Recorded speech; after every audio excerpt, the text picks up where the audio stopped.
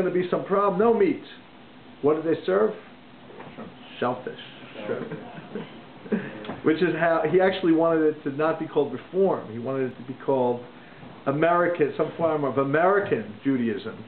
But that was when basically they saw, no, it's not going to work. This is going to be its own brand of Judaism. This is not going to be American Judaism.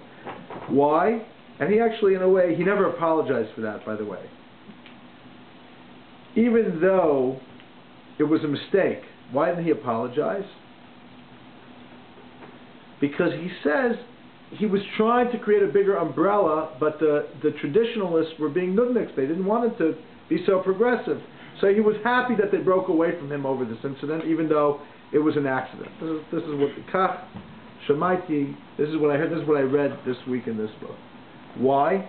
Because Reform Judaism, while saying they're being loyal to the principles of Judaism, whatever that is, it's a whole, but at the same token, they're saying, but you don't. It's not binding. The laws are not binding, whether it's mikvah or the Hilchos Shabbos or kashrus. They're not binding. They're optional, is the word they use.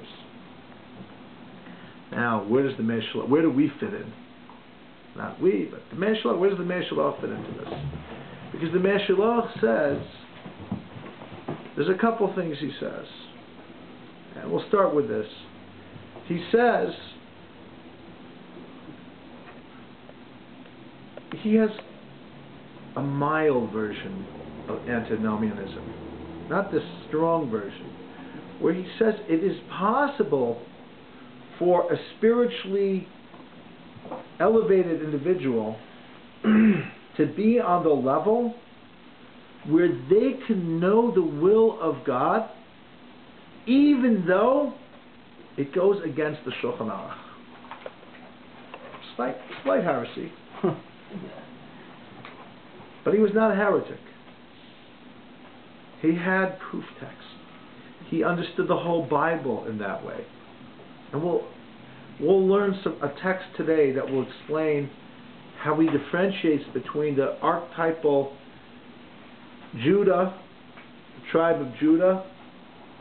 Judah is the embodiment of the individual who's always asking, what does God want from me every moment, but can't always find the answer in the Shulchan Aruch. And sometimes the answer happens to not go with Shulchan Aruch. And Joseph, who embodies the law. You can't break the law. Doesn't matter how you feel. It's not about you. It's about God's law. And paradoxically, both people are correct in their assessments based on the root of their soul and what they need to go through to be mevarer, which is to purify and to do good and make good with whatever their lot is in this world.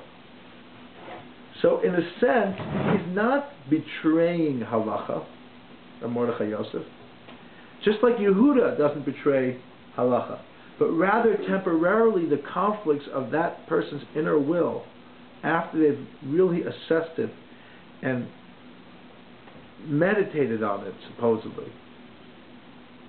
Or sometimes not, but we'll talk about that when you can ascertain that your will is truly God's will. At that moment, when that person feels the need to do what they believe to be God's will, even though it's not within the framework of halacha, doesn't violate the whole concept of law. It just complements it. Let's do some text on that. But let me just first say that here's my theory of how it's in a hidden way connected to Kotzk. To be able to do that, you need to be very honest with yourself. To be able to say for real that this is what I want, and it's not just some inclination that I have that's selfish, that's self-serving, that's indulgent, that's lustful, but really is about something divine, not just a fallen spark of divinity, but really in its core coming as a way of connecting me to a place where I have to spiritually be connected to, got to be really honest. Got to be more than honest. Because how much honesty do you need if you're just going by the book? Okay, you need to be honest still about your internal life. But here, if you're willing to sacrifice your position in terms of conformity with the Shulchan Aruch, with the Code of Jewish Law, you're either a bigger fraud, or you're even more honest than the law-abiding citizen, because you're able to really assess yourself. And in that sense, there is an internal flow between Kotzk and Ishbitz. On to Ishbitz now. Question. Yes. What does Ishbitz mean? It's just a town in Poland. It's a town. And Hashiloach? Hashiloach means the still waters of Shiloach. If you go to the Silwan Valley, the other side of the old city of Jerusalem, you can actually go into the Hashiloach. It's a body of water. Be up to your stomach in water. No, I've been there. I didn't realize this. Water from So, we're doing Parshat Vayeshev, apropos, since we're learning about this.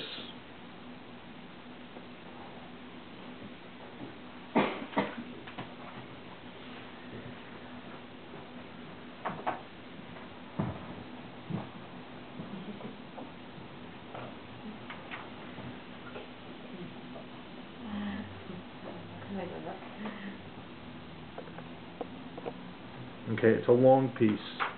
I may do a little bit and then skip.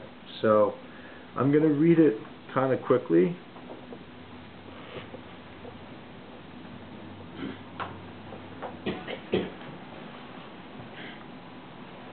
And I'm not going to read the Hebrew right now. I'm going to just give an introduction in English.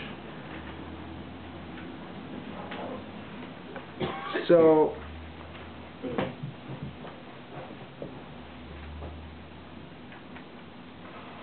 usually we think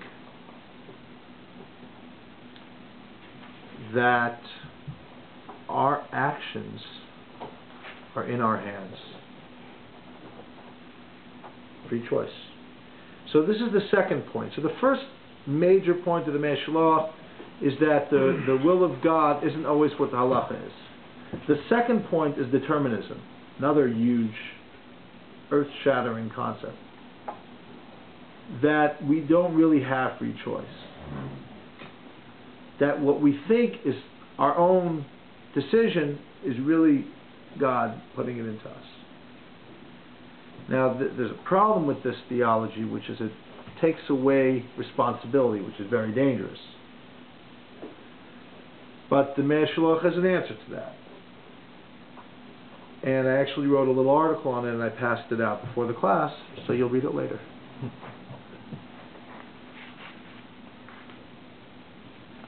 In a nutshell, he says, we were given the perception of free choice, so we therefore have some level of free choice. So that we can feel, the way we feel is that we have free choice. But if you go inside to yourself, you'll realize that it's God. See, so that's the paradox. When you're on the external level of just going a bit, when you're aware more of yourself, then you're responsible. Because you're the one who's doing good or bad. But when you become aware of where things are coming from, where the desires themselves are emanating out of, then you realize it's all coming from God. Now that doesn't mean, therefore, it's permitted because God sent this desire into me that's making me act in a certain way. It just means that all of the factors and all of the variables that essentially give us what appears to be free choice are ultimately being orchestrated also. And that awareness takes me to the level where I'm seeing that there's another level that God is really everything. Even my own feelings and my own decision making, my own actions.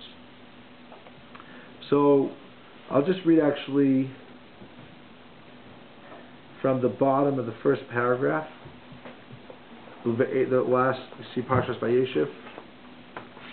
Uve'elu ha-parshiot on the bottom of the page. And these portions, Melamed,